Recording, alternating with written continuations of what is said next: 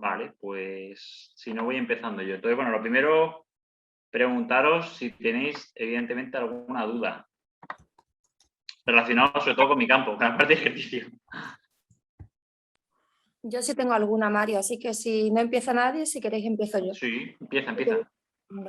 Vale, mira, a mí hay algo que no he visto en ninguna parte del temario del máster y que sí que me causa cierta inseguridad, Sorpresa y seguridad. Vale. ¿vale? Es el tema de cuándo empezar a entrenar post-intervención, esa zona propiamente dicha, porque desde el campo, desde la neurociencia, podemos hacer muchas cosas, desde imaginerías motoras. Exactamente. Sí. O Pero entrenamiento claro, cruzado, o con espejo. eso es, pero a mí me preocupa mucho también el tema de que el sudor infeste esa cicatriz que tiene esa persona tan reciente. Esa O es esa buenísima infección. pregunta. Entonces, eso por un lado me preocupa y también la parte del portacat y de los PIC. De los PIC. Sí, Esas son, tenéis que tener en cuenta. mira, esas son dudas que desde el punto de vista de quizá la que me preguntas relacionada con el tema de las infecciones te la puedo contestar un poco mejor, ¿vale? Para nosotros es súper importante, voy a dejar luego el estudio, si no en el foro o por aquí os lo paso, que hay un estudio en concreto, vamos a centrarnos en cáncer de mama, porque es lo que mayor incidencia y prevalencia hay a nivel social, ¿vale? Entonces, en cáncer de mama, dentro del protocolo te dicen que a partir del del séptimo día, es que voy a proyectar la tabla porque nos acaba de pasar con una paciente que se va a operar el martes de una mastectomía bilateral con expansores. Entonces, la idea es que ella es súper deportista, es una persona que tiene un nivel de rendimiento altísimo, 38 años, ha competido de élite y tal, en vóley, en atletismo y demás, y realmente el problema que tiene ella es de lo que dices tú, dice, a ver, quiero afrontar mi periodo de cirugía y una vez que acabe mi cirugía, hacer mi vida normal y seguir con su deporte. Entonces, el protocolo te comenta que a partir del séptimo día debes incorporar lo que es el trabajo de ese hemisferio, de esa zona intervenida. Quiero decir, de ese complejo hombro-brazo, ¿vale? Con una progresión que te pone además la tabla, os lo voy a poner ahora, os lo pone perfecto cuál es la progresión, día 1, día 2, que hay que hacer. En cuanto a relacionado con la cirugía y la movilización o el ejercicio, por llamarlo, de ese hemisferio operado o intervenido. Y luego, lo que es la práctica de actividad física, te la pone desde el día prácticamente 2 o 1 de la intervención. ¿Vale? Ahora, ¿qué ocurre? Como bien has dicho tú, una de las complicaciones que puede haber cuando ha habido una intervención quirúrgica y hay ¿cómo se llama esto? Hay drenajes, están supurando, hay líquido y demás, es que eso se puede infectar. Entonces sí que es verdad que yo los primeros 7 días después de la intervención, hasta que no le quiten los drenajes, le vean la cicatriz, se la vean en enfermería y se la vea también el cirujano y vea que no está infectado, no empiezo a entrenar. Pero me ha ocurrido que al mes de la intervención el tejido empieza a tener un mal aspecto, se empieza a necrosar y había una infección, ¿vale? Entonces, no es tanto cuándo, sino es tomar las precauciones pertinentes, ¿vale? Entonces, lo que voy a hacer es, voy a proyectar la tabla, ¿vale? ¿Puedo compartir pantalla, ¿verdad, Manuel? Te lo habilito ahora mismo. Vale, para enseñaros un poco esto, que es una muy buena pregunta. Vale, lo tengo... ¿Ya lo puedo compartir? No, todavía no. Dime cuándo... Sí.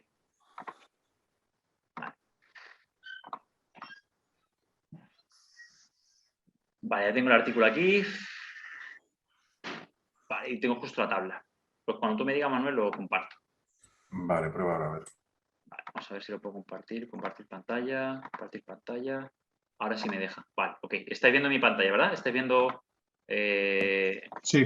Sí, vale, perfecto. Pues fijaros, en este artículo, que está bastante bien, es un protocolo, se llama, no sé si lo tenéis en el curso, pero se llama Prosper UK, está Open Access, por tanto lo podéis descargar, si no lo subimos a la plataforma, está en abierto, lo podéis ver.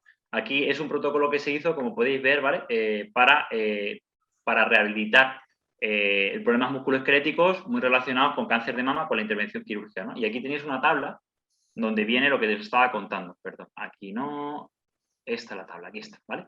Entonces viene, tipo, categoría de ejercicio, ¿vale? A los 7 días tras la cirugía, calentamiento, te pone cuál es el ejercicio, cómo se llama y luego vienen las imágenes. La frecuencia a la que hay que hacer el ejercicio, el número de series, el número de repeticiones, si hay que mantener la posición al final del recorrido del movimiento, si hay que incrementar o la carga inicial y cómo hacer una correcta progresión. Generalmente solo hace falta tu peso corporal, una pica, un palo de escoba y unas gomas, ¿vale? Aquí viene todo, pues, cuáles son los ejercicios que hay que hacer, que ahora os lo enseño. Y viene, como veis, desde el día séptimo tras la cirugía, sea mastectomía, sea tumorectomía, sea la que sea, a las 4 semanas tras la cirugía, y luego ya viene, si mal no recuerdo, a las 12 semanas debe venir, ¿vale? Y luego aquí viene actividad física recomendable, fijaros, desde el día 1, ¿vale? Que es lo que me estabas preguntando. Por tanto, una pregunta que me has hecho es ¿qué puedo hacer con ese miembro afecto del día 1 al 7? Lo que has dicho es perfecto. Imaginería motora, terapia a espejo, entrenamiento cruzado, actividad física general del resto del cuerpo y del resto de los hemisferios, pero ese brazo intentar no darle mucha chicha, no darle mucha caña y dejar que tenga un proceso de, pues, todo lo que tiene que ver con la parte más médica clínica y que se recupere, ¿vale? Sobre todo los tejidos. ¿Que tú eres fisio, Alba? No, yo soy entrenadora. ¿Qué? ¿Perdón? No, yo soy entrenadora, no soy... Entrenadora, vale, perfecto. Entonces, el tema es ese, que al final es ver un poco ese proceso. Y luego sí que pone ya, a partir de la 4ª semana, que nosotros generalmente con los clientes empezamos a entrenar entre el día 7, 12, 15, ¿vale? 7, 12, 15. Más 15 que 7, pero para que te hagas una idea. Y luego lo interesante del artículo es que deberíais tener aquí los ejercicios, ¿no? Entonces los tenéis todos. Por ejemplo, no sé, el primero creo que era check-in posture o algo así, posture check, pues este es el primero. Shoulder circles, lo tenéis el segundo, trunk twist y tenéis todos los ejercicios aquí. De hecho, yo en las plantillas lo que tengo es un poco esta plantilla que veis aquí y en función de la evolución del cliente y cómo está, pues lo que hago es decir, pues vamos a empezar por aquí, por aquí, por aquí, por aquí, por aquí y vas haciendo una progresión lógica. Y como digo, no os hace falta nada, os hace falta una esterilla, un cojín, una silla, una goma y un palo de escoba, una pica, ¿vale? Y créeme que con estos ejercicios, que parece un poco una chorrada, la gran mayoría de gente que tenemos, a no ser que tengan alguna complicación relacionada con la cirugía, con necrosis del tejido, con infecciones que es difícil que tú lo controles, la gente suele recuperar su movilidad bastante bien. Lo que sí es importante es esto, que a partir del día 7 sí que lo empiecen a mover. Y luego dentro del propio texto vienen ciertas recomendaciones como hasta el día 7 sí que hay que mover el brazo, pero hay que evitar lo que es la abducción, ¿vale? Y lo que es la flexión de hombro hasta los 90 grados de flexión a abducción, ¿vale? Para evitar pues una serie de complicaciones que pueden aparecer relacionadas con la intervención quirúrgica. Y básicamente eso. La otra pregunta que me habías hecho, Verónica, era con respecto a... Con respecto a las infecciones de la misma cirugía, porque claro, decimos, podemos entrenar miembro inferior y es muy interesante, pero a mí algo que sí que me preocupa es eso, que esa cicatriz por la sudoración pudiera llegar a crear una posible infección. Claro, la verdad que eso a día de hoy no sabría respondértelo como tal porque no sé hasta qué punto la propia sudoración puede ser causante de una propia infección en una herida que en principio debería estar cicatrizando y curando. Me explico. Porque, por ejemplo, ten en cuenta que muchas veces dentro de lo que es el proceso quirúrgico, el proceso de rehabilitación, la persona, aunque ya hayan pasado esos 7 días como se ve aquí, sí que es verdad que tiene recomendado la actividad física general. Y el tema de la sudoración no va a depender tanto de solamente la intensidad, sino de un mecanismo de termorregulación del propio organismo. Quiere decir que tú te vas al Sáhara y no caminas y estás sudando. Y te vas al polo, hacen sprint y no sudas. Entonces, lo que yo sí que intento es, como te decía, los primeros 7 días, ten en cuenta que llevan muchas veces apósito.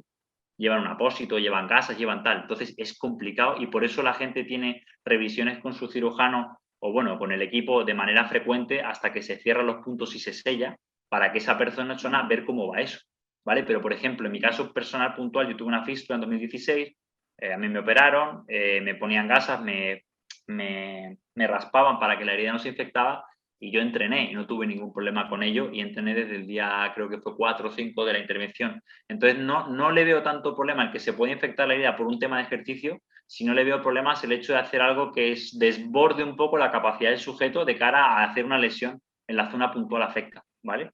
Entonces, yo lo que sí que te recomendaría, y lo tendría que mirar y os lo contesto por el chat, por el grupo, para ver un poco en cuanto a ejercicio y riesgo de infección, si hay alguna correlación o alguna implicación, porque no sabía respondértelo con certeza. Lo que sí tengo claro es que a partir de los 7, 10 días, que generalmente suelen quitar los drenajes, suele ya haberse desinfectado, se suelen haber quitado los puntos y demás, la persona ya con nosotros entrena con total normalidad. Y de hecho ves cicatrices a los 15 días que están mejor que las que tengo yo en los brazos aquí, de cuando me fracturé el cúbito y el radio, ¿vale? Entonces, os dejo el artículo luego, está en Open Access y, como te digo, puedes seguir un poco este protocolo que, como te estaba diciendo, dentro de lo malo, está siendo muy seguro y precavido porque se está publicado, está validado. Entonces, si pasa algo fuera de esto, ya no es responsabilidad, entre comillas, tuya, como lo del linfedema. Yo he tenido clientes que después de 6 años sin linfedema empezamos a entrenar y qué casualidad que al mes 2 de entrenar le aparece el linfedema, ¿vale? Y tenéis la entrevista con Tamara, que la subí en redes, Y es así. ¿Qué pasa? Que yo le he explicado un poco y le he dicho que seguimos este programa y que no hay riesgo ni contraindicaciones. Con esto que se sabe, la mujer, entre comillas, si confía en mí y aparece, pues le va a dar rabia, pero va a saber que no es de la intervención de ejercicio, ¿vale? Y luego me has preguntado otra cosa, Verónica. Me has preguntado sobre el PIC y el portacat. Sí, ¿Vale? sobre qué debemos de tener en cuenta cuando vamos a entrenar, cuando las personas lo tienen. Con el PIC puntualmente, este es otro de los problemas que hay, porque yo he indagado también, y si tú te vas al prospecto del propio aparato, aquí estuvo Nuria y en otra sesión de Zoom lo comentamos, porque siempre son dudas muy recurrentes y es normal, incluso yo las tengo. Y tanto el PIC como el portacat, con ellos no hay problema para hacer ejercicio. De hecho, hay un estudio que está hecho es Manuel Grote el autor, que está hecho en pacientes caquéticos de cabeza y cuello, donde se observa que los pacientes, cuando tienen un PIC en concreto en el brazo, en la vena cubital, si mal no recuerdo, cuando tienen complicaciones y molestias porque irrita la zona, lo que hacen es cambiar la selección de ejercicios, pero no por ello contraindican el ejercicio. Por ejemplo, dentro del programa de ejercicios son tres ejercicios: jalón al pecho, press en máquina, ¿vale? Y prensa de pierna. Los ejercicios del tren superior, que implican una flexoextensión del codo, cuando empiecen a irritar la zona del PIC, los cambian y cambian por ejercicios que impliquen, entre comillas, empujar y tirar, pero cambian con una ligera flexión de codo mantenida de 15 grados. Cambian el press por un ejercicio en aducción horizontal y cambian el jalón por un ejercicio en abducción horizontal, ¿vale? Y es lo que hacen para continuar el programa de ejercicio, pero no lo contraindican. Y luego el PIC tiene Lucía, que es otra profe del curso, que da una parte, creo que en cáncer geriátrico o en mayores, donde habla un poco tiene una publicación en su Instagram donde habla un poco del portacat y en sí no es problema. Lo que nosotros solemos hacer es, después de que te ponen el portacat, que a veces el portacat lo ponen el mismo día de la primera sesión de quimio, lo que hacemos es dejar 7 o 10 días, que te ponen el apósito, que hay a veces moratón y molesta, y la persona vuelve a recuperar su movilidad para volver a entrenar. Pero tanto con portacat como con PIC no deberías tener ningún problema para entrenar, ni son una contraindicación. El problema es que el cliente o el paciente confíe en ti para que empiece a movilizar ese hemisferio y empiece a trabajar. Cosas que hay que tener en cuenta o que yo no haría son cosas bastante de sentido común, por ejemplo, evitar que se dé golpes ahí, evitar ejercicios donde la mancuerna, la barra, la pesa o te den un golpe en la zona, ¿vale? Evitar situaciones donde el propio implemento se te pueda extraer o te puedan tirar de ello, ¿vale? Y también tener en cuenta que el PIC a veces tiene, que lo comentaba Nuria, tiene 2 vías para poner premedicación y para poner la medicación, que a veces es una vía que está externa y está expuesta. Y eso suele venir con una venda, ¿vale? Y también con un apósito y con cosas. Entonces, con el PIC hay que tener cuidado, pues yo qué sé, si estás en un medio acuático o estás en otro sitio.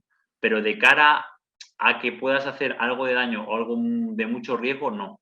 Lo otro que yo me he encontrado con el PIC, por ejemplo, con el portacat y con el PIC sí que es más lío, es que a veces algunos pacientes tienen pequeños trombos, pero de cara al ejercicio al final tampoco puedes hacer mucho más que regular y controlar la intensidad, utilizar el pulso oxímetro de la saturación, utilizar un poco el sentido común, ¿vale?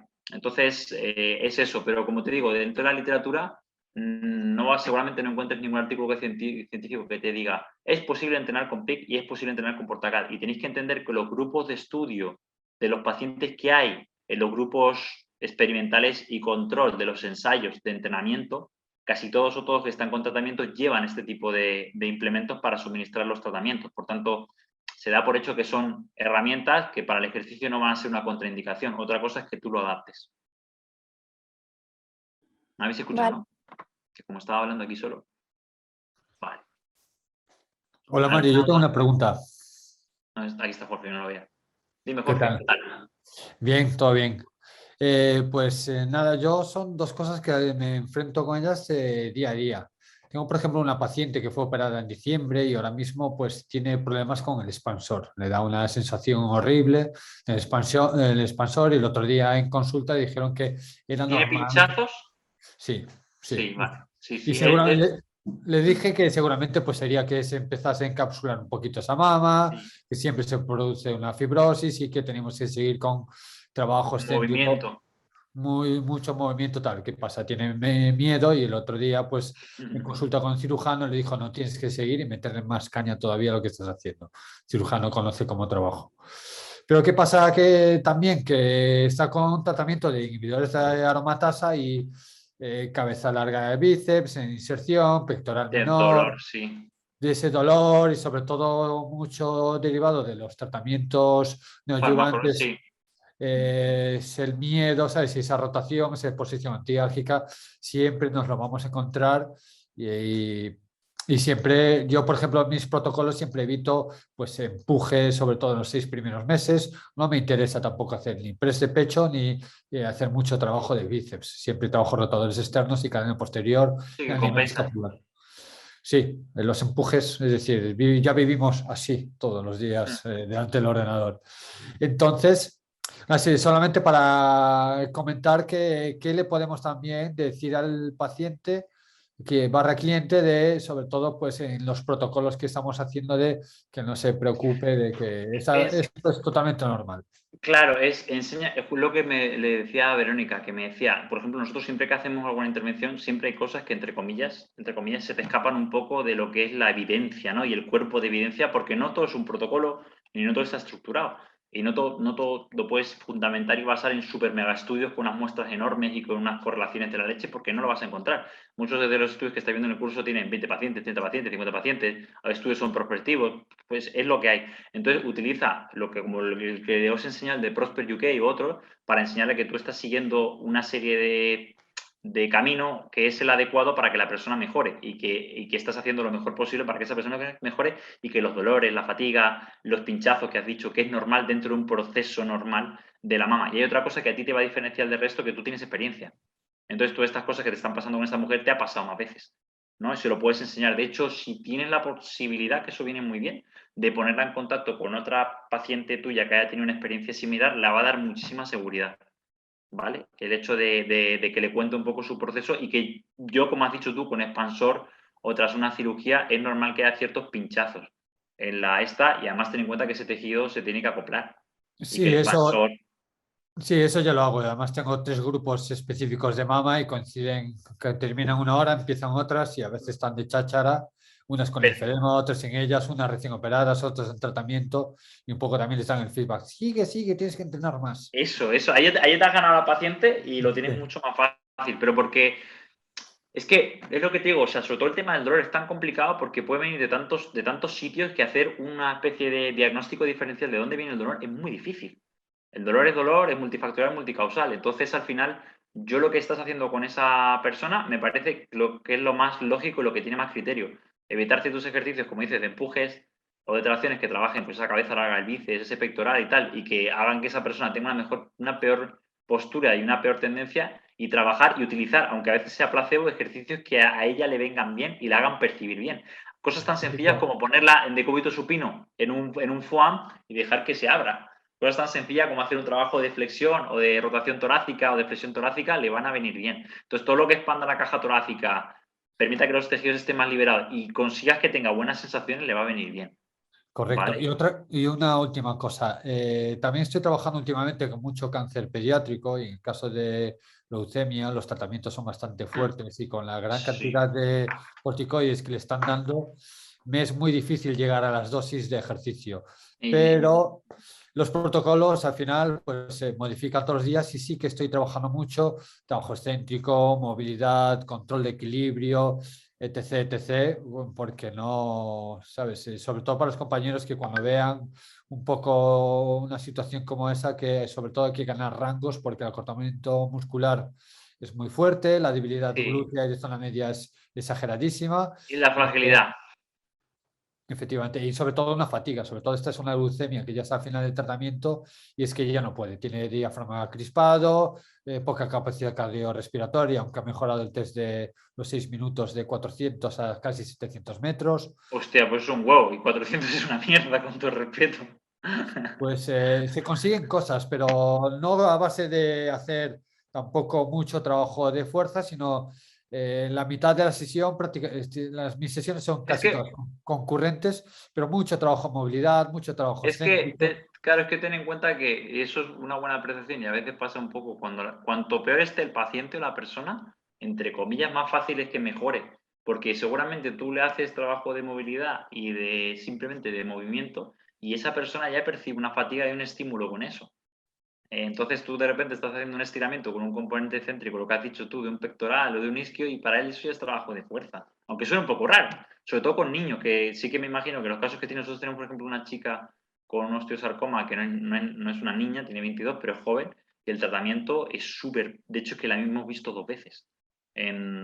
sí, en 2-3 meses, yo creo que la hemos visto 2 veces. Y es que el tratamiento es súper agresivo. Entonces, la primera indicación, como bien me has dicho tú, es que se consiga mover con criterio y lo mejor posible. Y la mujer, cuando empieza a moverse un poco, se encuentra mucho mejor que cuando no hace nada. Pero no tenemos tiempo para decir cuántas series, qué carácter de esfuerzo y qué intensidad, porque no hay intensidad. Es o se mueve o esto no puede ni moverse. Cualquiera que haya visto un paciente muy jodido lo sabe.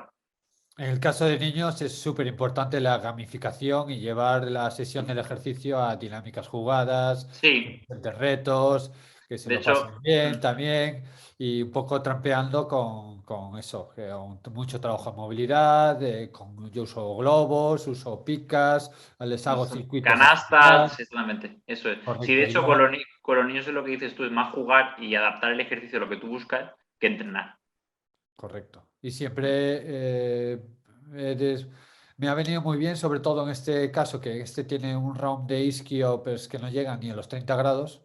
Imagínate el acortamiento que tiene de isquio. Pobrecillo. De trabajo de PNF siempre al final, que le viene Sí, muy bien para ganar mucha movilidad en ese aspecto. sí, Eso al me final, a gusta. ver, lo que ha dicho Jorge, que cada uno tiene su formación, pero por ejemplo lo que ha hecho Verónica también. Vosotros tened en cuenta que tenéis un paciente, un cliente que tiene una situación, un contexto con unas necesidades, pero vosotros tenéis un montón de herramientas. Y cuanto más formados y capacitados estéis en ejercicio y en salud, más fácil va a ser abordarlo. Pues si utilizas el PNF para estiramiento, igual da mejor resultado que si te pones a estirar a lo loco. Si utilizas la imaginería motora o, por ejemplo, ya os enseñaré alguna aplicación que está muy chula para el calentamiento para jugar y para distraer del dolor la situación, pues viene bien también si la persona percibe dolor. O sea, que cualquier herramienta que vosotros queráis cruzar de otro ámbito te va a venir bien. Si, por ejemplo, al ver que lo que querías hacer de cardiotoxicidad, tú sabes de entrenamiento de alta intensidad, de entrenamiento cardiovascular, de las adaptaciones periféricas y cómo ocurren, aunque sean atletas, lo puedes extrapolar un poco para intentar adaptarlo a tus clientes o a tus pacientes o a tu contexto. Entonces, todo eso que comenta Jorge, de hecho, para mí es la guinda del pastel y creo que es lo que nos diferencia del resto. ¿Vale? Porque los papers son los papers, pero hacer lo que pone el paper es un coñazo. Y os puedo sacar un montón de artículos aquí, horas, de Cornellá, de Lee Jones y tal, pero que eso no hay quien lo haga. O sea, poner a una persona en la cinta al 70% de consumo de oxígeno durante hora y media es un coñazo y no lo va a hacer nadie.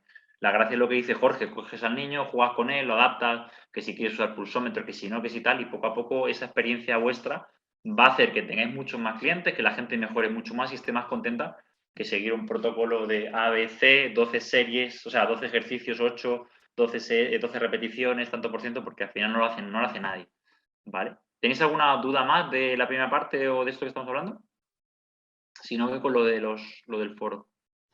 Yo tengo una duda muy rápida, es que es algo que has comentado sobre que hay que tener cuidado con la flexión y la aducción del hombro después de la cirugía. No sé el rango de días que has dicho. No, sí, son 7 días. Está en el 7 días, artículo. vale. Sí, Vale, ahora vale. no estoy compartiendo pantalla, pero vamos a buscarlo. Porque ya digo que está por aquí, que son 90 grados de... Aquí está, lo voy a enseñar, ¿vale? Voy a compartir pantalla. Ya digo que artículos hay un montón, y he leído un montón, pero al final de cada artículo a veces extraes una frase que lo estáis viendo en la pantalla, ¿vale? Lo pone aquí. Bueno, la revisión sistemática incluye 10 trabajos comparando la movilización activa y asistida del ROM o ejercicios de ROM desde los días 1 a 3 después de la cirugía con hacer un ROM delay, o sea, retrasado más de 4 días tras la cirugía en supervivientes y pacientes con cirugía de cáncer de mama. La movilización temprana tiene unos beneficios sobre la flexión del hombro y la abducción al corto y a largo plazo que incrementan, que incrementan el riesgo de seroma y que posteriorizan la posibilidad de healing, que es como exudado, ¿vale? Aspiración, posaspiración y la posibilidad del linfedema. Pone, como siempre, o de todas maneras, los participantes de estudios randomizados que realizaron movilización temprana o de ejercicio con movilización temprana tuvieron una mucho mayor mejora, ¿vale? En términos como el drenaje del volumen y como también la duración de él después del día 1, y aquí se puede ver cómo limitan, dice aquí, un reciente estudio ha encontrado que el ROM hasta los 90 grados, desde el primer día del posoperatorio, resulta en mejoras significativas o en mayor riesgo de linfedema comparado con restringir el ROM, ¿vale? De esa flexión de hombro a 90 grados las primeras semanas, que son los primeros 7 días. Por tanto, lo que yo recomendaría es antes de los 7 días, lo que pone aquí, optar por intentar que ese ROM esté restringido a los 90 grados, ¿vale? Por tanto, optamos por restringir el ROM, ¿vale? El rango articular de movimiento de 90 grados de flexión y abducción del hombro los primeros 7 días tras la cirugía, ¿vale? Aquí lo tienes.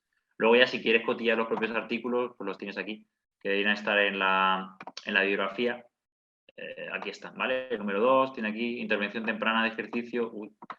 Aquí lo tienes, intervención de ejercicio temprana en miembro superior tras cáncer de mama, una de la Cochrane, y los tienes todos aquí. Pero como te decía Óscar, intentar que los primeros 7 días tras la operación, optar por limitar hasta los 90 grados, lo cual no quiere decir que no se mueva, quiere decir que si mi paciente, voy a dejar de compartir pantalla, si mi paciente tiene que coger algo, está de pie, tiene que coger algo en el baño, coger algo tal, que lo haga. Lo que no quiero que haga es que coja algo por encima de la cabeza o ponga algo tal los primeros 7 días.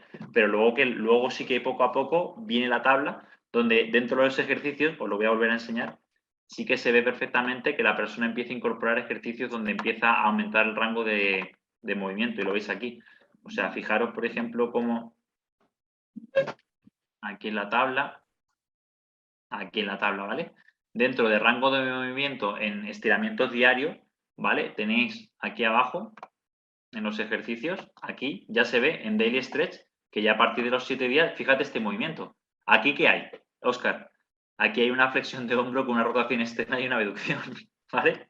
Sí, sí, sí. O sea, está tal cual la persona, está aquí. Entonces sí que es verdad que, como te digo, o sea, lo que son los primeros 7 días, limítalo para ceñirte a eso, porque se ha visto que puede aumentar el riesgo del linfedema y de problemas, de complicaciones, pero luego a partir de ahí, pues poco a poco ir buscando ese rango de movimiento que la persona pueda empezar a explorar esos campos de rotación externa y eso. Y tenéis un montón de ejercicios ahí y otros que podéis sacar de vuestra batería de ejercicios que tengáis para rehabilitación hombro-brazo. Lo que decía Verónica, pues si vosotros tenéis un curso de experto o un conocimiento muy amplio de cómo rehabilitar un manguito rotador o un hombro o una, yo que sé, fractura del labrum, pues utilizar esos conocimientos y esos ejercicios para aplicar al paciente, ¿vale? De hecho, la chica que vamos a tratar, ella como tuvo una fractura del labrum, porque jugaba al vóley y tuvo una lesión, ella los ejercicios los conoce todos, incluso unos muy raros que yo tengo por ahí, que son casi para gente que hace powerlifting, para preparar el manguito rotador, que los conoce con gomas y tal. O sea, que genial, que podéis extrapolar el conocimiento. Lo único es tener en cuenta un poco esas consideraciones. ¿Alguna duda más? Ya digo que lo que más guerra da son las cirugías, ¿eh? Las cirugías es un rollo. Vale, si no, voy con el foro, que había un par de preguntas que eran bastante interesantes de algún otro compañero que quizá no esté, entonces las voy a ir comentando porque me ha parecido bastante buena. De hecho, esta no sé si es tuya, Óscar, pero aquí pone, me preguntaba que el tema y es muy buena pregunta en relación a las metástasis. Te la he contestado, que pongo un artículo que lo compartí hace poco en las redes, que es una revisión narrativa de SIL que habla un poco de que los pacientes con metástasis óseas no tienen más riesgo de fractura que los que no hacen ejercicio. Y dentro del propio estudio, que a mí me dejó un poco perplejo, lo que revisan diferentes estudios y diferentes artículos. Incluso hay un grupo de pacientes metastásicos que juega al fútbol americano. Y me sorprende que esa gente no tenga mayor incidencia de posibles fracturas por el tipo de deporte que es, que implica impacto y choque. Y la pregunta que hacía era que Soraya comentaba, y le tengo que preguntar allá porque no lo sé. Ella comentaba que no se debería, o que teníamos que tener precaución hasta que la metástasis ósea esté, vamos a decir, establecida, ¿verdad? Esté estable. No sé, y lo estaba mirando, no sé cuál es el criterio de que una metástasis ósea esté ya estable, ¿vale? ¿Por qué? Porque para empezar el hueso es un tejido que está en constante reciclaje, remodelado óseo.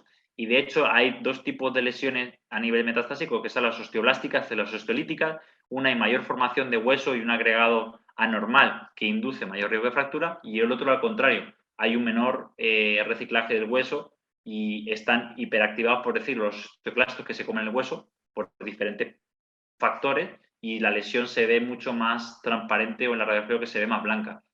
Las dos implican mayor riesgo de fractura. Lo que pasa es que no sé cuál es el criterio para decir si la metástasis ósea está estable o está activa e implica mayor riesgo de fractura. No lo sé. O sea, que lo que voy a hacer es escribirle a Soraya, preguntarle por qué comentaba eso. Porque, por ejemplo, cuando te vas a otros estudios, y voy a compartiros pantalla, aquí voy a compartir la pantalla. Vale, ya está. Vamos a ir aquí a las carpetas. Metástasis. Vale, de Galbao es este. Vale. Fijaros, aquí hay una tabla, hay varias, hay otro de continuo del paciente que no te dicen que hay una contraindicación absoluta. ¿Veis la tabla, no? Aquí. Voy a aumentar esto. Sí.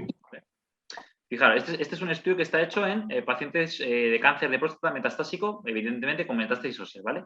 Las conclusiones del estudio básicamente hacen referencia a que el ejercicio y los programas de ejercicio deben ser diseñados de una manera cuidadosa para considerar las posibles complicaciones que puedan venir asociadas en pacientes con metástasis ósea y evidentemente para disminuir la toxicidad acumulativa que tienen los tratamientos y la privación hormonal, en este caso de testosterona y andrógeno, así como la osteoporosis que puede incrementar el riesgo de fractura. Pero en la tabla hay una tabla que te dice básicamente cómo proceder en función de dónde está la metástasis ósea. Y si te das cuenta, independientemente, que se lo preguntaré a Soraya, de si la fractura está estable o está inestable, que no sé cuál es el criterio, se lo tengo que preguntar y quizá Nuria aquí si estuviese nos podría aclarar, te dice una serie de recomendaciones que hay que tener en cuenta en caso de que el paciente tenga una metástasis en esa zona. Por ejemplo, te dice en el esqueleto axial, en la zona lumbar, ¿vale? Te comenta que aquí pone ejercicio que va a enfocarse en esa zona y te pone exclusión de hombro, flexión de hombro, extensión de hombro, abducción, aducción o inclusión tal. Te pone un poco cuáles son las cosas que tenemos que evitar en esa serie de ejercicios o cuando la metástasis ósea está ahí. Por ejemplo, en la zona proximal del fémur tienes el ticket y tienes los dos asteriscos. Pues los dos asteriscos hacen referencia a que tienes que excluir la extensión y flexión de cadera e incluir también la extensión y flexión de rodilla, ¿vale? Pero claro, es que tú no puedes de alguna manera tener un hueso que no tenga actividad, que no tenga movimiento y que no tenga carga, porque el hueso, al igual que la carga le puede hacer daño, la carga le puede beneficiar. Esto es como... Óscar, ¿tú eres profesional del ejercicio? ¿Has hecho INEF o algo? Sí, soy entrenador. Vale, entrenador, pues tú sabes perfectamente que el tendón, si nos excedemos de carga, se produce una tendinopatía, pero que para rehabilitar un tendón hace falta carga. Claro. ¿Vale? Entonces, con esto pasa lo mismo. Si tú tienes un hueso con metástasis, es verdad que si te pasas de carga puedes generar una fractura, puede ser una complicación mayor, un aplastamiento, que de hecho yo tenía un paciente que ha tenido complicaciones, no del ejercicio, pero ha tenido una protusión de disco a raíz de un aplastamiento vertebral, simplemente por el poco hueso que tenía, haciendo nada en su casa, pero la carga también es positiva. Entonces, yo lo que os digo es, dentro del sentido común y teniendo estos patrones como referencia, intentar implementar esto, pero yo sí que te lo digo, desde mi experiencia clínica que lo hago, que exploro si el paciente lo tolera o no y si tiene dolor o no. ¿Vale? ¿Qué quiero decir? Tengo un paciente que tiene, por ejemplo, rosa, metástasis en todo el esqueleto axial, clavículas, escápulas, sacroiliaca, ilíaco derecho, espinal, todos lados. A nivel del esqueleto tiene una metástasis generalizada, ¿vale? Pues esa mujer lo primero que hice es, ella no percibía dolor, ella toleraba la carga, le enseñé, por ejemplo, la técnica de peso muerto, la puse en el hack squat con poco peso y sesión a sesión yo iba incrementando la carga y iba viendo si ella refería dolor, no refería dolor y demás. De hecho, el primer signo de una metástasis ósea es tener dolor óseo en la zona. Entonces, utilizando esta tabla como referencia, empiezas a explorar poquito a poco. Entonces, si tú tienes un paciente que el primer día te viene y te dice que tiene una metástasis ósea en el fémur o en el ilíaco, yo no voy a poner a hacerle saltos impactos o no le voy a poner a hacer un apoyo monopodal el primer día. Pero el segundo día, si veo que no tiene dolor y que se encuentra bien, pruebo un poquito. Y digo, vamos a hacer un ejercicio de estabilidad estática con el pie en el cajón, el otro arriba y probamos.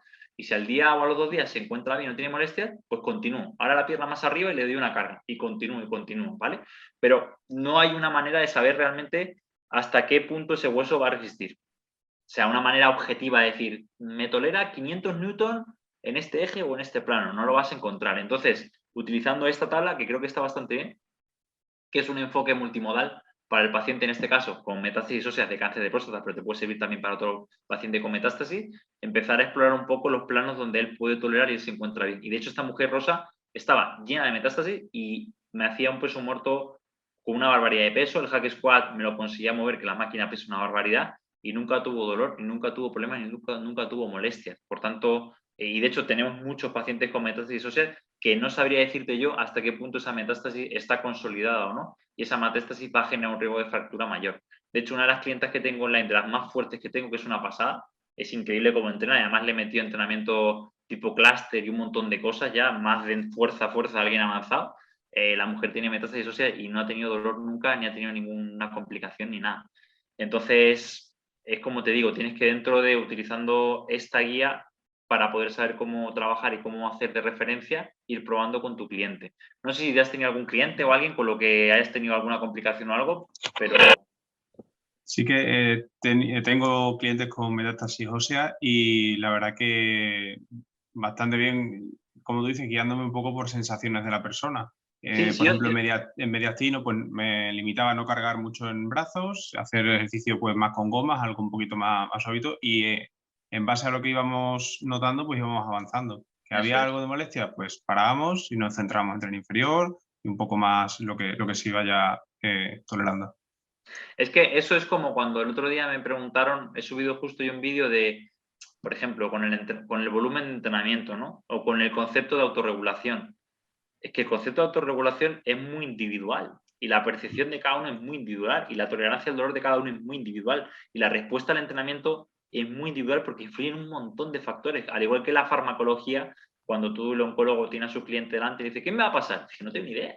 Sé que hay gente, yo he tenido gente que con el palbociclib una se lo han tenido que quitar, que casi la mata, con vómitos, con anemia, trombocitopenia, neutropenias febriles, la de Dios, pero en cuestión de una semana, y la otra llevaba 2 años y dice, esa medicación es un paseo. Pues con el entrenamiento es lo mismo. Igual a una persona le metes una serie pesada y le has frito el sistema nervioso y está jodido una semana, y otra persona como Marta no tiene agujetas y se mete aquí 12 series en semana de un montón de ejercicios multiarticulares con una intensidad brutal. Y no es una persona que tuviera un alto nivel de rendimiento y que no tuviera problemas de salud, te venía con muchas cosas.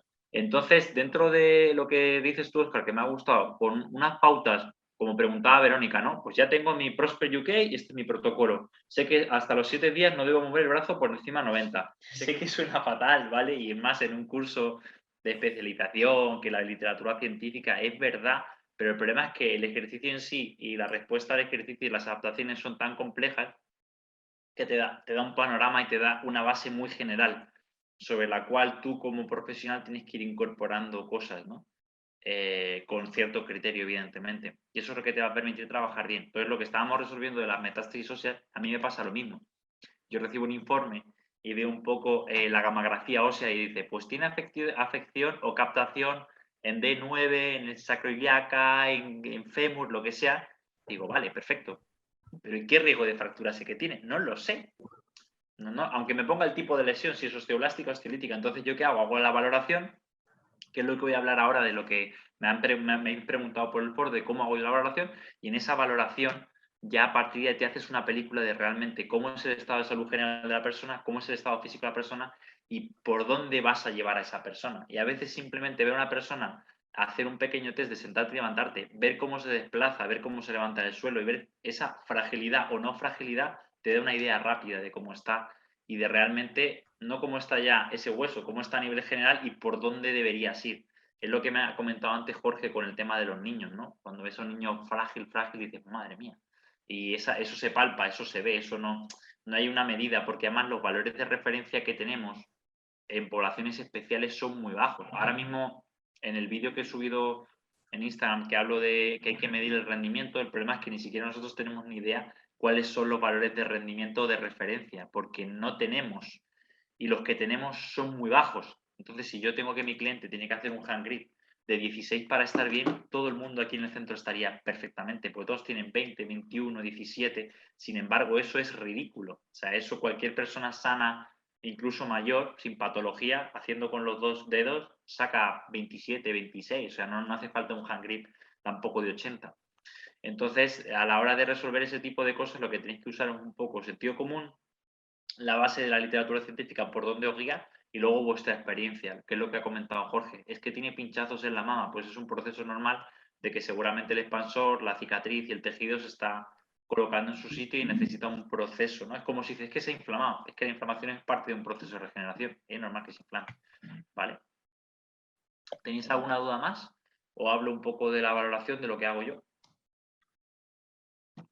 A mí, Mario, me interesa eso y si quieres, en relación a la valoración, algo que también me causa inquietud e incertidumbre, el tema de cómo comunicarnos con los médicos cuando no tenemos contacto realmente con ellos, porque yo incluso soy de una ciudad y estoy trabajando en otra, que llevo 3 años aquí y conozco ya algunos, pero me gustaría, bueno, y tengo en mente varias estrategias, pero me gustaría pues tener una mayor comunicación con ellos, sobre todo para favorecer a ese paciente o ese usuario. muy buena. Y te lo voy a enseñar ahora en esto. Tienes dos vías, ¿vale? O yo he conseguido 2 vías. Y os lo voy a enseñar ahora. La primera vía es a través de un paciente. Que un paciente le hable muy bien de ti y que salga de él. Si él está contento con su trabajo, le puede decir, oye, me encantaría que tu cirujano o tu médico se pusiera en contacto conmigo, tal. Y la otra es a través de tú, de manera proactiva, intentando conseguir ese correo y de manera educada poniéndote en contacto con él, ¿vale? Eso sería lo mejor. Yo he podido ver las dos y os lo voy a enseñar, voy a buscar el correo. Manuel, ¿puedo compartir pantalla? Lo habilito un segundo. Sí. Es que voy a buscar aquí el formulario que me llegó a la página web. Que no sé de quién fue. Vale, ya está. Vale. Dejadme buscarlo un momentillo. Creo que era el que se llama Carmen. Debe ser este. Carmen.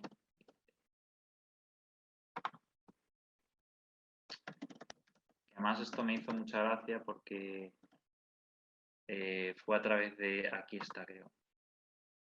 Aquí está, mira. Fijaros, ¿vale? Voy a compartir pantalla, Verónica, para que te pueda servir de referencia y voy a abordar luego directamente la parte... Aquí está, vale.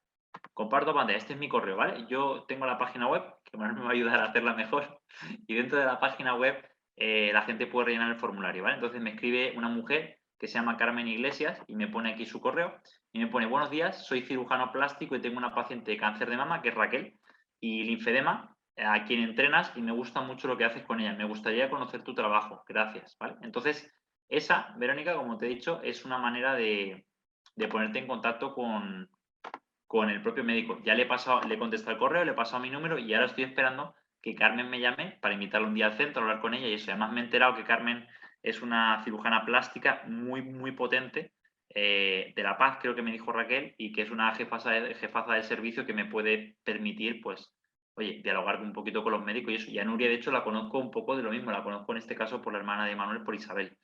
Entonces, tienes, como te digo, esas dos vías, que el propio médico se interese por tu trabajo porque te conoce por algún paciente, o la otra estrategia es que tú te pongas en contacto con él.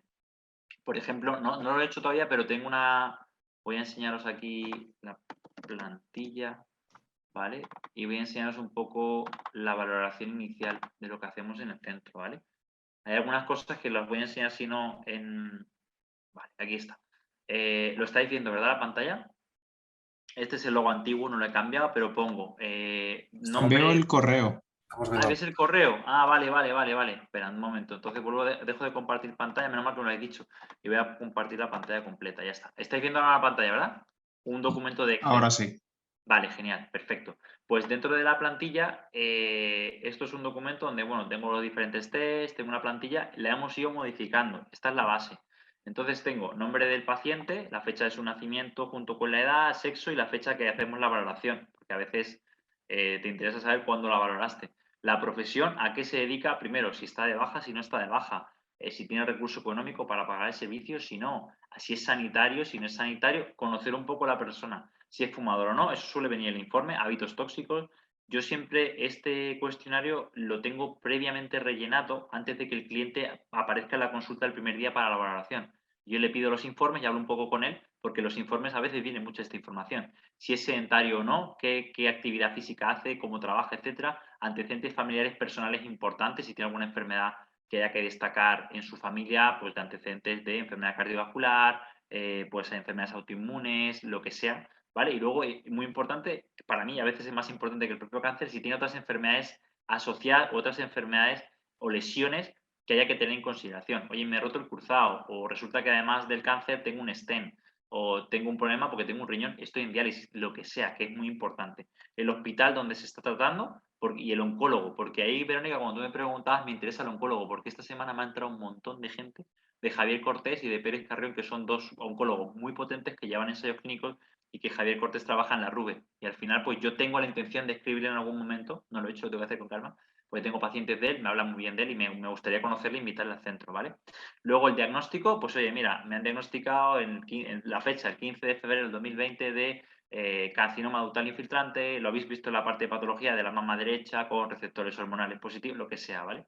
Luego apunto la cirugía, qué tipo de cirugía, si le han quitado ganglio centinela, le han quitado ganglio, si no, si ha tenido complicaciones con la cirugía, si se le ha infectado, lo que sea, ¿vale? La fecha de la cirugía, la quimioterapia y qué fármacos ha recibido, la fecha de la quimioterapia, cuándo empezó, cuándo acabó, la radioterapia, la dosis que le han dado de radioterapia, si ha tenido efectos adversos, si ha tenido eritema, si no, la fecha, si tiene medicación hormonal o no en cáncer de próstata o de mama, en caso de que sea hormonodependiente, y desde cuándo en el caso de la mujer no tiene la regla, porque a veces te encuentras que es mujer posmenopáusica, pero perdió la regla con 30 años y es importante tenerlo en cuenta. Y luego otras pruebas médicas que creo que tienen relevancia, ¿vale? Por ejemplo, el ecocardiograma, que ya lo habéis visto, que a veces algunos fármacos, y Albert lo sabe muy bien, producen cardiotoxicidad y a veces se valora con el ecocardiograma, que suele venir un poco el estado del corazón, ¿no? Generalmente es muy raro que os encontréis pacientes con una cardiotoxicidad que vengan. Ahora que me lo decía Albert, tenemos una que está en el borderline, y que como empiece a entrar en cardiotoxicidad, lo voy a enseñar, vamos a tener que dejar de entrenar, ¿vale? Entonces os lo voy a enseñar, porque aquí se ve, que de hecho se lo pregunté, ¿vale? Lo veis aquí, ¿no? 50%, ¿os acordáis de la fracción de eyección? Entonces, bueno, hay que tenerlo en consideración y tal, y yo hablé con mi compañero que la está entrenando para tenerlo en cuenta, pero ese tipo de cosas son importantes, ¿vale? Luego, el electro de reposo, porque todo el mundo suele tener un preoperatorio, lo normal es que no haya nada. La densitometría, muchas chicas ya, o jóvenes o no tan jóvenes, tienen la densitometría. Yo tengo una aquí mismo, ¿vale? De otra paciente, por ejemplo, que lo tiene fantástico. Os lo voy a enseñar. Estáis viendo también, aparte de compartir pantalla, me veis a mí, ¿no? Sí. Vale, pues aquí se ve también. Espera. Aquí tengo una densitometría de la persona. Vale. La tengo aquí. Y toda esa información hay que volcarla un poco a este documento porque es lo que os decía antes con Oscar, te va dando una información previa de cómo está ese paciente. Entonces, si ese paciente tiene un T-score de menos 4,5 en la columna lumbar y tiene una metástasis ahí, me da muchísima información, ¿vale? Luego, si tiene prueba de esfuerzo, la clienta que hemos visto esta tarde, Lidia, tiene una prueba de esfuerzo porque tiene una enfermedad cardiovascular y se la ha mandado a Jorge Cubrias, que es un médico con el cual, por ejemplo, conozco y tengo contacto. Le mando una prueba de esfuerzo, un protocolo de Bruce y la tengo y está fantástica. Incluso alcanzó una capacidad en METs muy buena. Luego la analítica, si tiene neutropenia, si tiene trombocitopenia, si tiene alguna alteración importante que sea destacable o reseñable.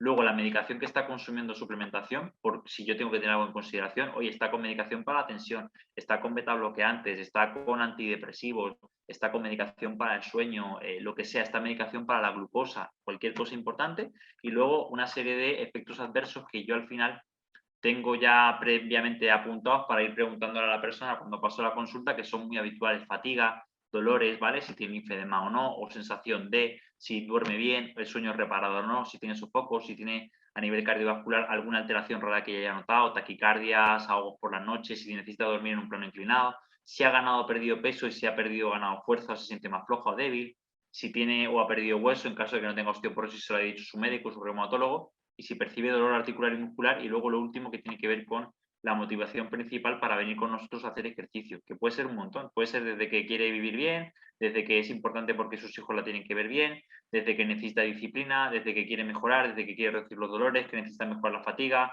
yo que sé, que quiere viajar, lo que sea, la motivación real, que a veces la persona no te la dice de por cuál quiere venir contigo, porque se fía de ti. Y luego, en cuanto a los test de capacidades físicas, la batería básica es muy sencilla, ¿vale? Peso, talla, no lo hago. Medimos tensión arterial, saturación de oxígeno, frecuencia cardíaca, perímetro de cintura y cadera, no lo hago. Yo os explico por qué. Porque poner a una persona desnuda, con ropa interior y ponerla a medirla, es bastante agresivo en una primera visita o consulta cuando la persona todavía no te conoce, ¿vale? A ninguno de nosotros nos gustaría ir a una consulta y que te pongan en calzoncillos después de una cirugía, después de presentar obesidad y ponerte delante a que te midan, ya que te digan que te sobra peso o que tienes un índice de porcentaje de grasa alto. Ya lo sabemos, no hace falta meter el dedo en la llaga, ¿vale? Entonces, esto realmente no lo solemos hacer. Y luego coges un par de test, como ha dicho Óscar, pues hoy vamos a evaluar la estabilidad estática, la estabilidad dinámica, los que vosotros queráis. Yo, por ejemplo, hay gente que utilizo el encoder en la prensa o en el Hack Squad y le pongo un peso predeterminado y vemos la velocidad del movimiento. Hay gente que no hace nada de eso y hace un simple test de sentarnos, levantarnos de la silla. Hay gente que hace un salto vertical con CMJ, hay gente que hace un salto desde una silla sentado con brazos cruzados. Hay gente que hace un test de potencia de 6 segundos y hay gente que no lo hace porque no tiene capacidad o porque no se siente cómodo. Hay gente que hace un test de los 6 minutos, hay gente que hace un test del STEP y un poco tú amoldas la valoración inicial a la capacidad que tú ves que tiene su sujeto. No es lo mismo un superviviente de cáncer de un linfoma de Hodgkin que es bombero y que es súper deportista que un paciente de cáncer de próstata metastásico que nunca ha hecho ejercicio en su vida, que es fumador y que tiene una obesidad importante. Pues los test que vais a usar no son los mismos, ¿vale?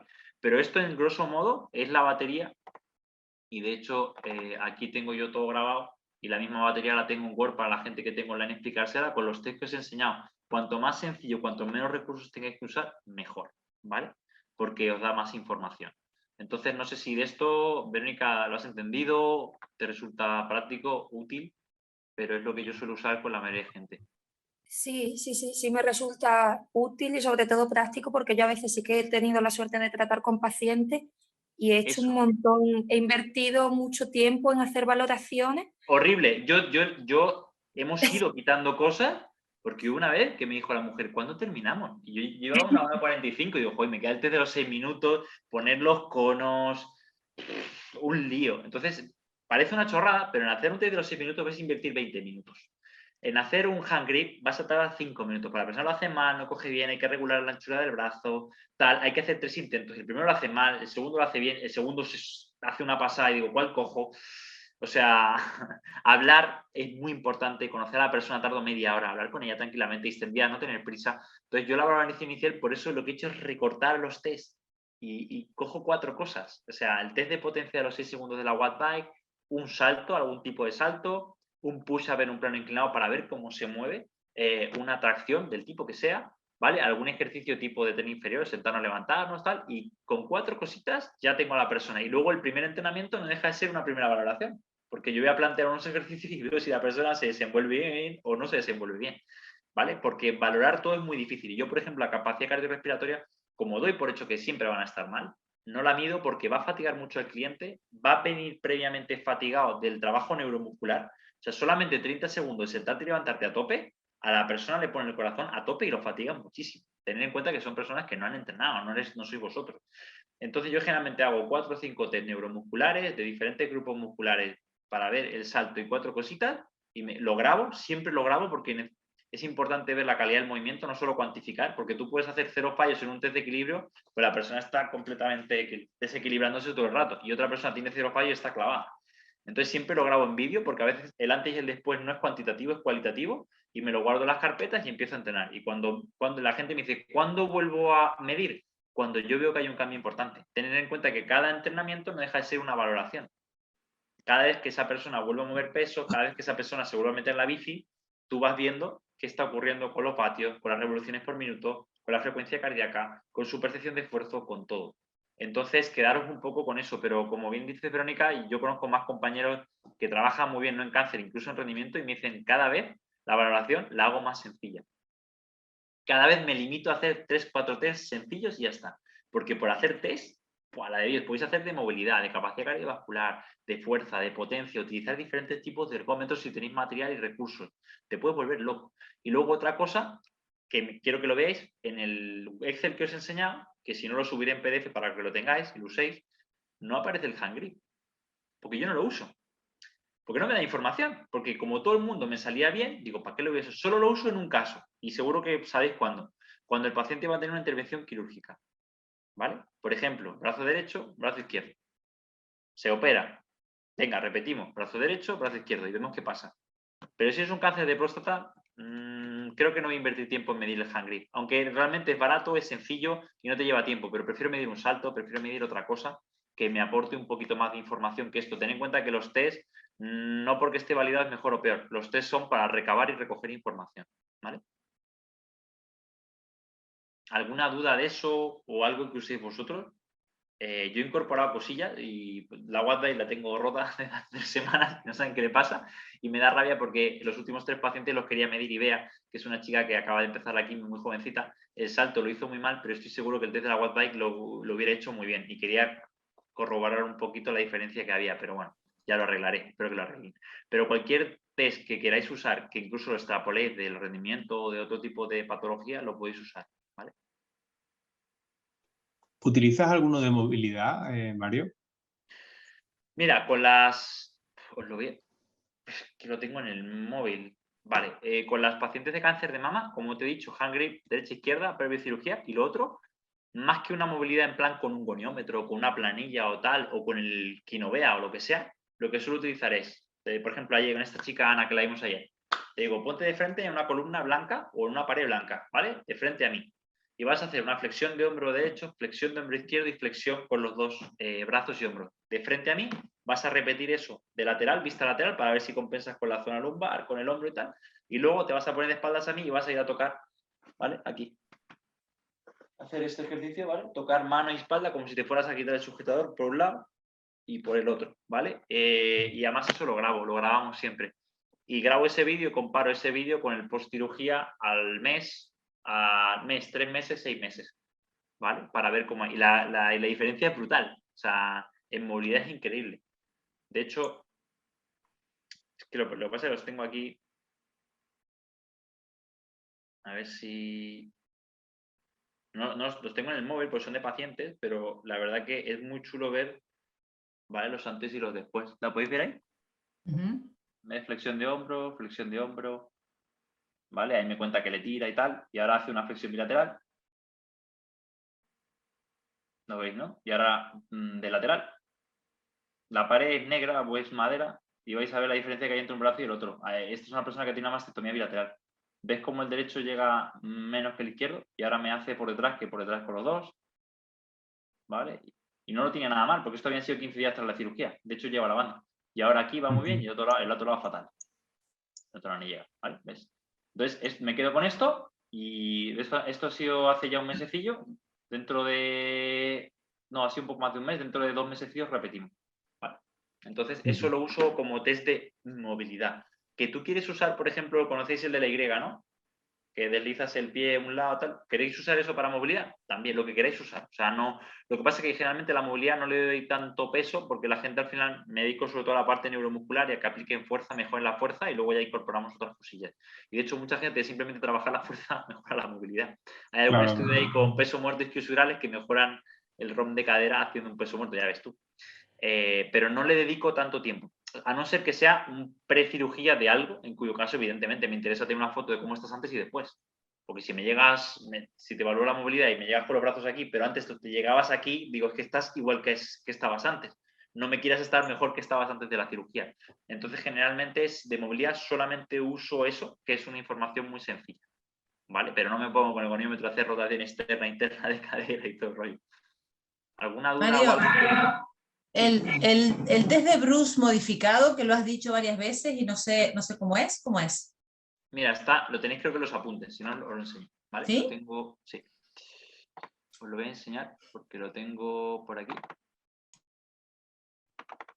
No sé si en los apuntes estaba, yo creo que sí, pero de todas maneras si no, os lo voy a enseñar, porque lo tengo en el máster de escuela de entrenamiento. El protocolo de Bruce es un protocolo que se hace en cinta, generalmente para gente que no hace ejercicio, y que lo que se suele hacer es, se va subiendo la pendiente, ¿vale?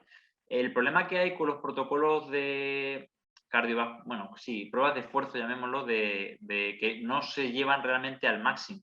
Entonces, el problema que tenemos generalmente es que como tú no llevas al máximo al paciente, tú le llevas hasta el 85% de la frecuencia cardíaca teórica máxima. Y a veces de la teórica a la real hay mucho. Lo ideal sería que lo hicieran con analizador de gases, ¿no? Entonces, creo que lo tengo por aquí, porque no me sé en concreto los números y el protocolo, pero creo que lo tengo por aquí el Bruce modificado y os lo voy a enseñar. Porque yo creo que en los apuntes lo deberíais tener. Que se utiliza mucho como una prueba de esfuerzo convencional en cinta para cualquier tipo de cliente o de paciente. A ver, Androgen Deprivation Therapy, incrementa, aquí está. Fijaros, aquí está. Vale, mira. Voy a compartir la pantalla. Puedo compartir, ¿verdad, Manuel? ¿Hay alguna pregunta en el chat? Cuando realizas el test de RM con el encoder... Ah, vale, respondo esto, que no lo había leído. Hay una pregunta en el chat que me pone, cuando realizas los test de RM con el encoder, ¿en qué porcentajes trabajan? Esa es buenísima pregunta. Os explico lo que yo hago. Yo cojo el hack squat o la prensa, ¿vale? La pongo abajo del todo, con los topes. Y le digo, pone los pies y empuja fuerte. Cuando el peso es muy poco, ¿qué pasa? Que la plancha se despega de los pies. Empujan y se despega de los pies. Entonces, digo, vale, tranquilo, que nos matamos. Baja la plancha, pues dejar los topes por los pies, incremento el peso. Y voy incrementando el peso hasta que yo vea que la persona no tiene fase de vuelo. Me explico, que hace mucha fuerza, pero la prensa no se despega. Es como en un press de banca o en una máquina o cuando tú vas a empujar algo, que no haya fase de desaceleración, que no se te vaya de ti. Entonces, no hay un porcentaje como tal. Lo que busco es que haya una velocidad baja, no muy alta, y busco la carga que me permite que la persona no despegue la prensa o no despegue la plancha de sus piernas. ¿Vale? Eso es lo que busco. No sabría decirte qué, pero evidentemente es una carga con la que la persona no se va a hacer más de 8 o 7 repeticiones, por tanto hablaríamos de un 85-80% de su supuesto RM en ese movimiento concreto. ¿Vale? Voy a compartir pantalla y voy a enseñarlo el protocolo de Bruce, que está aquí. Vale, aquí veis la pantalla, voy a ponerlo en esto. Vale, aquí lo estás viendo, ¿verdad, Marcela?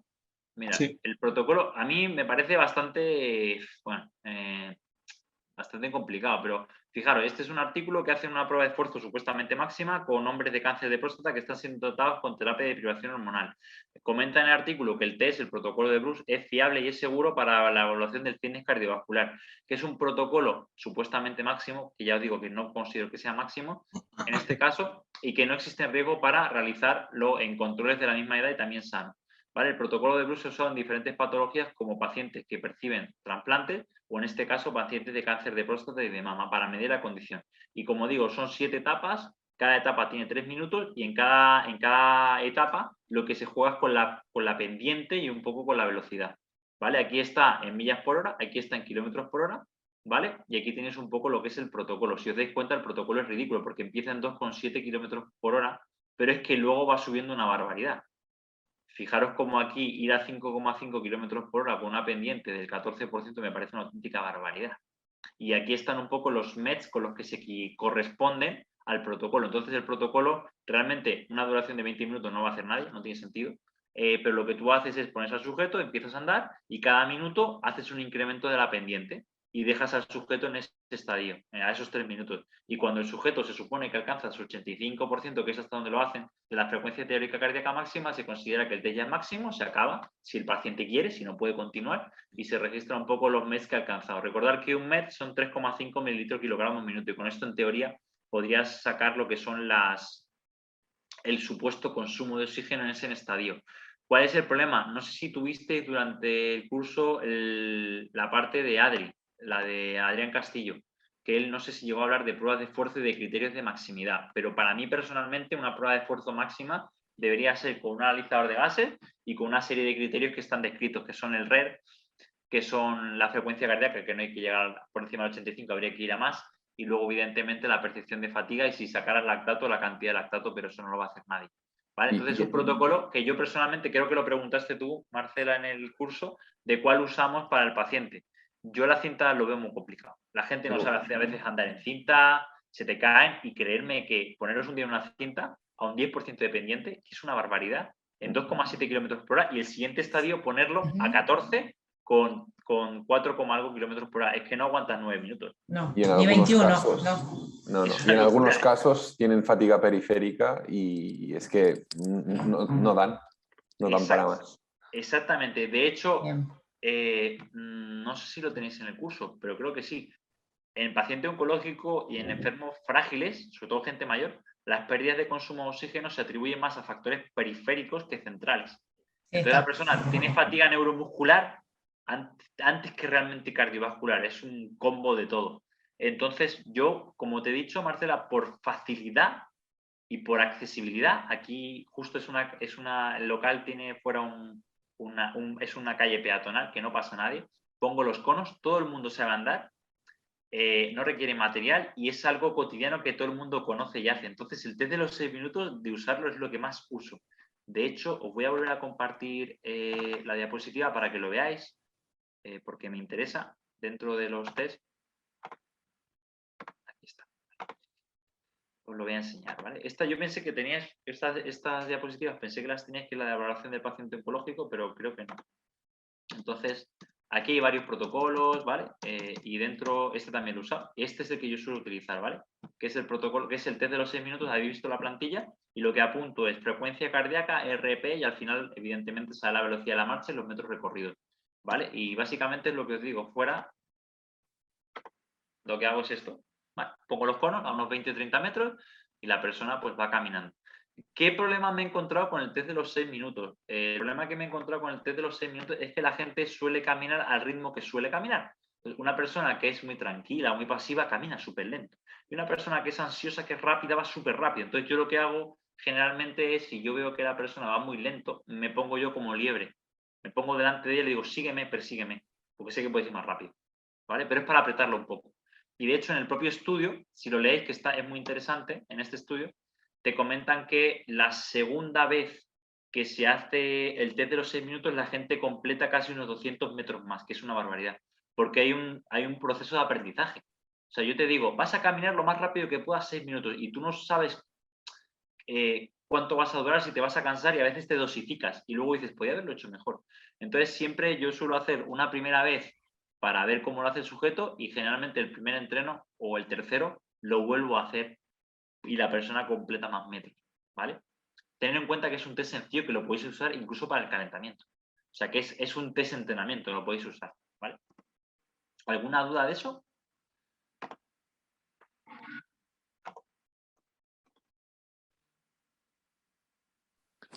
Mario, una pregunta.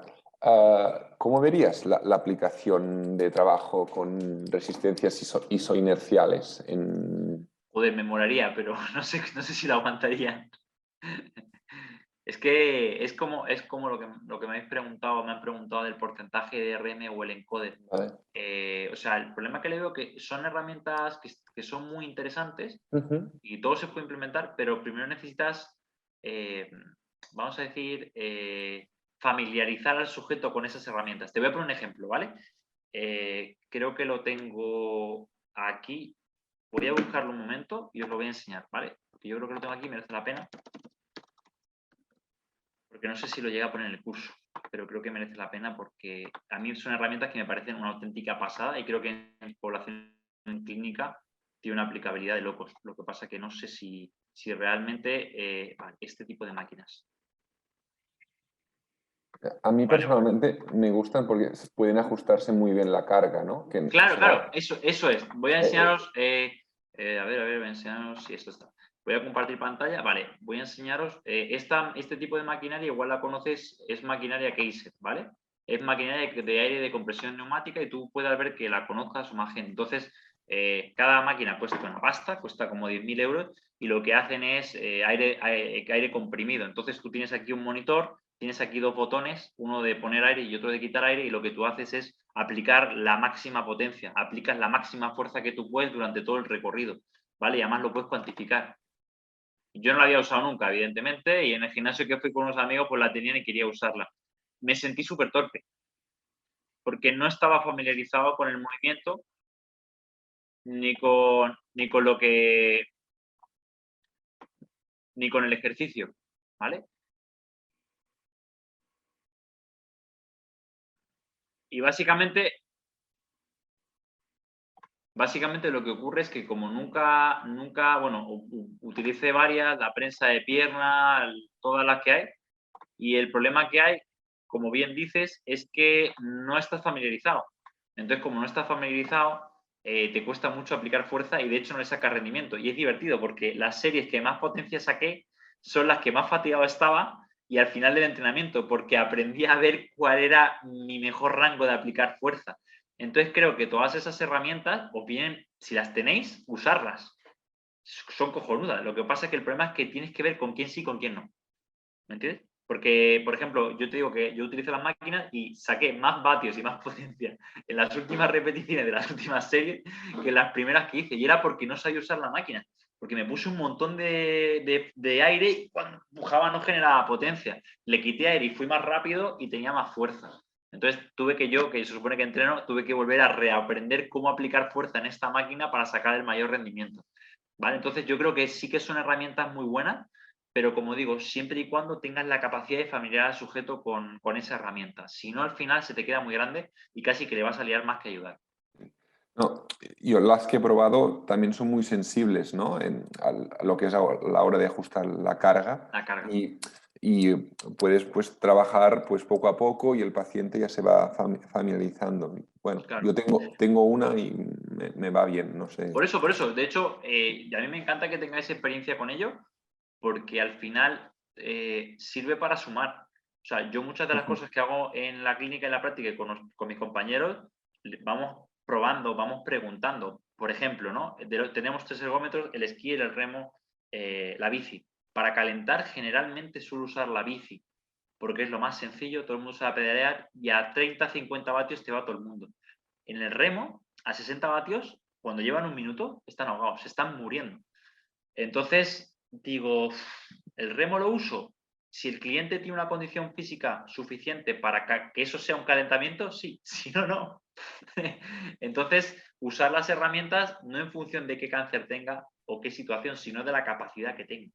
¿Vale? Entonces, al ver contigo que tú quizás familiarizado a esta persona y que estás haciendo ese entrenamiento, te viene muy bien. Pero igual coges a un abuelo o una persona muy mayor, muy frágil, y dices, espera, esto es muy lioso, vamos a ir a lo básico. No. O sea, step by step, ¿no? Paso a paso y ya está. Pero sí, Y luego otra cosa que voy a recomendar siempre, y de hecho yo las máquinas si ahorro en un tiempo igual invertiré, es probarlas y ver vosotros con vuestra experiencia si esto tiene aplicabilidad o no. Por ejemplo, no sé quién me preguntó, no fue en el foro, pero fue una pregunta, decía, ¿qué material compro? Compra el material en función de las necesidades de tu cliente. O sea, yo no voy a comprar 1000 kilos de discos, bumper calibrados de competición en powerlifting, porque la gente no me mueve ni 45 o 60 kilos en un peso muerto. ¿Para qué voy a tener 1000 kilos en el centro? No soy un centro de powerlifting, ¿vale? Y me pasó con material, que compré material y me fui de rosca y el material es muy pesado, es muy profesional para el perfil de cliente que tengo, ¿no? Entonces, todo eso lo vais a ir viendo un poco en vuestra experiencia clínica. No sé si tenéis alguna otra duda, consulta. Del foro voy a mirar porque creo que había alguna otra cosilla. Si no, me vais diciendo, ¿eh?